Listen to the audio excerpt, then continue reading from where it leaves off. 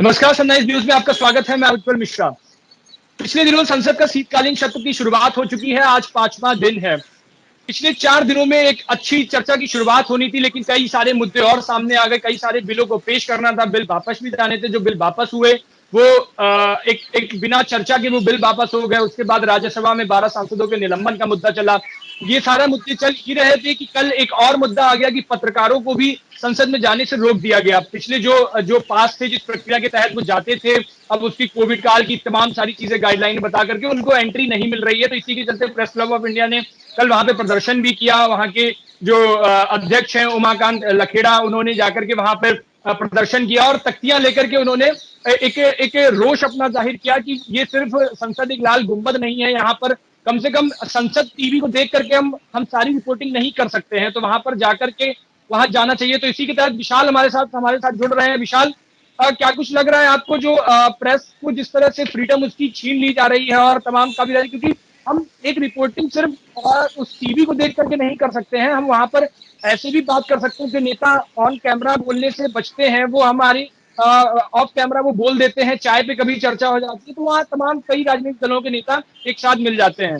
अब चूंकि ये नहीं हो पा रहा है, तो क्या कुछ पत्रकारों का आगे का अपनी स्ट्रेटेजी है और क्या कुछ रहेगा आप संसद के अंदर? देखिए उज्जवल, मतलब ये एक बहुत लंबे समय से ये चीजें चलती आ रही है कि पत्रकारों को कई चीजों में रोका जा रहा है। कई ऐसे पत्रकार हैं जो लंबे समय से आवाज उठा रहे हैं कि पत्रकारों को इस तरीके से फ्रीडम नहीं दी जा रही जिस तरीके से पहले दी जा रही थी। अभी आपने हाल ही में देखा, जब शीतकालीन सत्र की जब शुरुआत हुई, पहले 12 सांसदों का निलंबित कर दिया गया। जब उसका मुद्दा गरमाने लगा और उसके बाद जब सभी मीडिया चैनलों में ये आने लगा कि 12 सांसदों की वजह से दोनों ही जो सदन है वो स्थगित हो रहे हैं, बार बार वो सही तरीके से सुचारू रूप से चल नहीं पा रहे। उसके बाद कल यह अधिसूचना जारी कर दी गई कि जो पत्रकार है उनको भी अब अंदर जाने की अनुमति नहीं दी जाएगी, उनको भी अब बाहर रोक दिया जाएगा।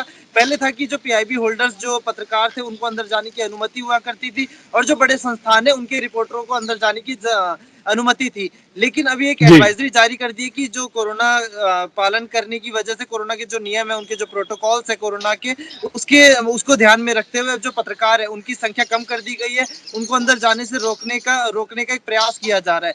लेकिन दूसरी तरफ अगर हम देखें तो तमाम जो बड़े पत्रकार हैं उन्होंने कल एक मीटिंग बुलाई, उन्होंने प्रदर्शन भी किया जो सरकार है उसके खिलाफ, कि इस तरीके से आप पत्रकारों की फ्रीडम, पत्रकारों का जो काम करने का तरीका है, पत्रकार जिस सूत्रों के हवाले से जो खबरें लाने की कोशिश करते हैं, आप उनको दबाने की कहीं ना कहीं कोशिश कर रहे हैं। कई ऐसे तमाम बड़े पत्रकार हैं जैसे राजदीप सरदेसाई हैं, उनका भी ये कहना था कि ये सिर्फ एक लाल गुंबद नहीं है कि यहाँ पर सिर्फ नेता आकर के बैठेंगे, बल्कि ये पूरे देश का एक संवैधानिक मंदिर है जहाँ पर जाकर के जो पत्रकारों का भी यहाँ पर अधिकार है, पत्रकारों का भी यहाँ पर हिस्सा है, वो जाकर के अंदर से खबरें बटोर के लेके आते हैं। आसानी से यहाँ पर सारे नेता मिल जाते हैं, आसानी से यहाँ पे सारे नेता बोलने को तैयार होते हैं।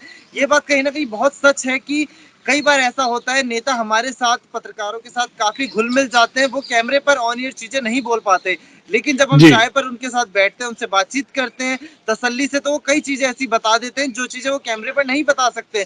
तो ऐसे ही कई हमें चीजें पता चल पाती जो हम सूत्रों के हवाले से बाहर तक निकालने की कोशिश करते हैं। लेकिन इस तरीके से सरकार का जो रवैया है कि पहले सांसदों को आप निलंबित कर देते हैं, अगर उसका मुद्दा मीडिया में गरमाने लग जाता है तो फिर आप जो मीडिया वाले हैं, जो मीडिया कर्मी हैं, जो पत्रकार है, आप रिपोर्टर्स को अंदर जाने की अनुमति उनकी बंद कर देते हैं। बेशक, और उसके साथ विशाल, मुझे लग रहा है एक समस्या और सामने आ रही होगी, क्योंकि हम जिस तरह से देखते हैं पार्लियामेंट कवर करने वाले जो पत्रकार होते हैं वो वरिष्ठ पत्रकार होते हैं और एक उम्र दराज तबके के लोग होते हैं जो लगभग 40 से 50 साल के बीच के लोग होते हैं। तो एक तरह से जो बड़े संस्थान हैं उनमें पार्लियामेंट को कवर करने के लिए अलग से ही एक व्यवस्था, उन पत्रकारों का चयन किया जाता है। अब सपोज करिए 3 से 4 पत्रकार अगर उसमें चयन किए गए और उनको वो पार्लियामेंट कवर करने का मौका नहीं मिल रहा है, तो संस्थान उनको नौकरी पर क्यों रखेगा फिर? क्योंकि जब संसद टीवी देख करके ही अगर सारी रिपोर्टिंग करनी होगी तो वो तो ऐसे आम रिपोर्टर भी कर सकता है। तो कहीं ना कहीं आपको ये नहीं लग रहा कि अब उनको नौकरी से निकाल दिया जाएगा तो एक तरीके से उनका रोजगार जाएगा, सिर्फ एक एक फैसले की वजह से, संसद में जगह ना मिलने की वजह से? देखिए उज्जवल, मैं आपको बताना चाहूँ कि अगर 40 से 50 उम्र के जो पत्रकार है, काफी एक्सपीरियंस होते हैं पत्रकार, ये संसद के अंदर जाने का पूरा एक प्रोटोकॉल है। इसका जो हमें आईडी कार्ड मिलता है वो एक लंबे प्रोटोकॉल के बाद हमें मिलता है। इसका प्रोटोकॉल ये है कि पहले प्रेस इंफॉर्मेशन ब्यूरो के पास से कार्ड लेना पड़ता है, वो कार्ड हमें यहाँ पर संसद में अप्लाई करना पड़ता है। उसके बाद फिर यहाँ से एक प्रोटोकॉल के तहत एक हमें कार्ड दिया जाता है कि आप अंदर जाकर के रिपोर्टिंग कर सकते हैं। लेकिन अब जी आप उसी अपने वैलिड कार्ड को ही आप अनवैलिड बता करके पत्रकारों को बाहर रोक रहे हैं और एक बेतुका सी दलील दे रहे हैं कि कोरोना वायरस महामारी की वजह से हम जो जी पत्रकारों की संख्या है उनको कम कर देते हैं। तो भाई आप एक बात बताइए, जब कोरोना वायरस महामारी की जब पहली लहर थी, दूसरी लहर थी, जब इतना बड़ा तांडव हमने देश में महामारी का देखा, तो आज तो तीसरी लहर है। आज तो आप खुद ही बोलते हैं कि देश लड़ने के लिए तैयार है इस तरीके की महामारी से। तो आप उसी दौरान आप जो सांसद जितने भी पत्रकार हैं उनको आप जाने की अनुमति नहीं देते, बल्कि जो जी पीसीआई के जो प्रेस क्लब ऑफ इंडिया के जो अध्यक्ष हैं उमाकांत लखेड़ा जी, उन्होंने अपने बयान में बताया कि हम लोग पिछले सत्र के दौरान और इस सत्र से पहले हम लोगों ने ओम बिरला जी जो लोकसभा के स्पीकर हैं उनसे बातचीत करी थी। उन्होंने खुद कहा था कि पत्रकारों को पत्रकारिता करने में संसद के अंदर किसी भी तरीके की परेशानी नहीं होगी। लेकिन अब सरकार की तरफ से जो नई एडवाइजरी जारी की गई है वो अब ये है कि पत्रकार अंदर नहीं जा पाएंगे, क्योंकि कोरोना वायरस महामारी का प्रोटोकॉल के ध्यान में रखते हुए इस तरीके से एडवाइजरी जारी करी है, जिससे कि संक्रमण का खतरा कम से कम हो।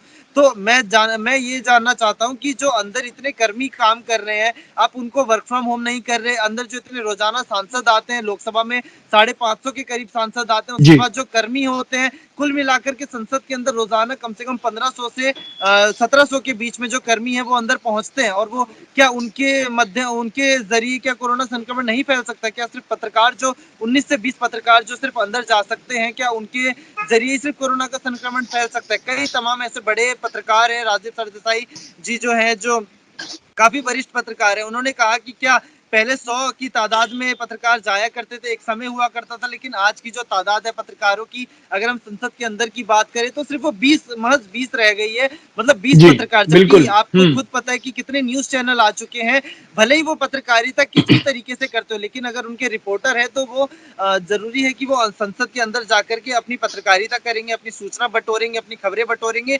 जो पत्रकार का काम है कि वो जनता के आगे नेताओं की बात, जो संसद के अंदर जो काम किया जा रहा है, जो संवैधानिक मंदिर जिसे कहा जाता है, कि उसके अंदर किस तरीके से काम हो रहा है, किस तरीके से बहस हो रही है, तो उस पर भी चर्चा जो है वो जनता के सामने आनी चाहिए। हम सिर्फ संसद टीवी को देख करके इस तरीके से अंदाजा और इस तरीके से खबरों का विश्लेषण नहीं कर सकते कि जो संसद टीवी पे दिखाया जा रहा है वही हम उठा करके दूसरी जनता को दिखा दे। पत्रकार का खबर बटोरने का और खबर दिखाने का एक अलग नजरिया होता है, वो सबका अलग अलग हो सकता है। तो मुझे लगता है कहीं ना कहीं जिस तरीके से पत्रकारों को अंदर जाने की अनुमति अब नहीं दी जा रही, वो कहीं ना कहीं बिल्कुल सरासर गलत है। और पत्रकारिता के क्षेत्र में एक तरीके से इसे मतलब हस्तक्षेप कह सकते हैं हम सरकार की तरफ से।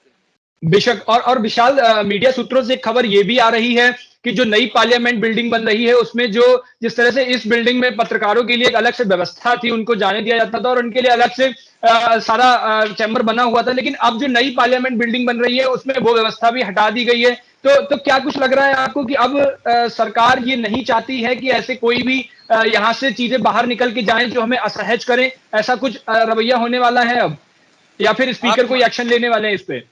जी बिल्कुल, बिल्कुल, आप मान सकते हैं। हालाँकि पीसीआई के जितने भी मेंबर्स हैं और पीसीआई के जो अध्यक्ष हैं उमाकांत जी, उन्होंने बोला है कि हम लोकसभा के स्पीकर और राज्यसभा के सभापति से बातचीत करेंगे और उनसे विनती जी करेंगे कि जितने भी पत्रकार हैं, उनको अंदर जाने की अनुमति दी जाए, फिलहाल इस शीतकालीन सत्र में। अगर मैं बात करूँ कि नई पार्लियामेंट विस्टा का जो निर्माण किया जा रहा है, उसमें ये खबर आने लगी है। खैर अभी पुख्ता खबर नहीं है कि जो जी पत्रकार है उनको बाहर रोक दिया जाएगा और सिर्फ लोकसभा और राज्यसभा के पत्रकार ही अंदर जाएंगे और वो वहीं से पत्रकारिता करके उन्हीं के भरोसे दूसरे जो संस्थान है मीडिया के, वो पत्रकारिता करेंगे। तो अभी तक ये पुख्ता तो है नहीं, लेकिन अगर ऐसी अधिसूचना आती है, अगर ऐसे एडवाइजरी जारी की जाती है, तो ये बेहद ही शर्मनाक है पत्रकारिता के क्षेत्र में।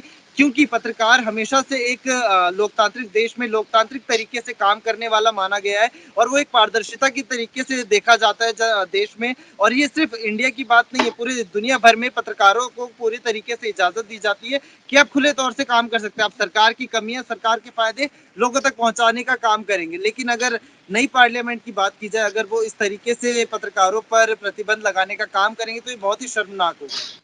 बेशक। तो विशाल, आगे की रणनीति क्या है अब आप लोगों की? किस तरह से क्या आगे प्रदर्शन जारी रहेगा या क्या कुछ करेंगे?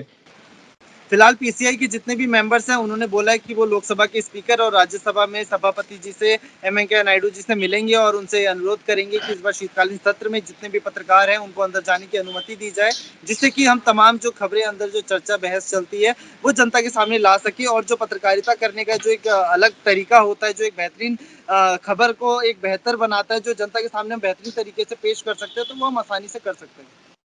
बेशक, धन्यवाद विशाल हमारे साथ जुड़ने के लिए। अब देखने लायक होगा कि संसद में क्या कुछ होता है, पत्रकारों को वो जगह दी जाती है, ये फैसला वापस होगा और जिस तरह से उनके पास क्यूपीआईबी होल्डर्स हैं उनको अंदर जाने दिया जाएगा और जो संख्या पहले 100 जाते थे अब 20-22 की रह गई है, उसको बढ़ा करके ये गाइडलाइन नई जारी की जाएगी कि नहीं, इस पर विशाल हमें साथ जुड़ेंगे और उस पर अपडेट देते रहेंगे। धन्यवाद विशाल आपका। आगे की खबरों के लिए देखते रहिए सन 9 न्यूज़।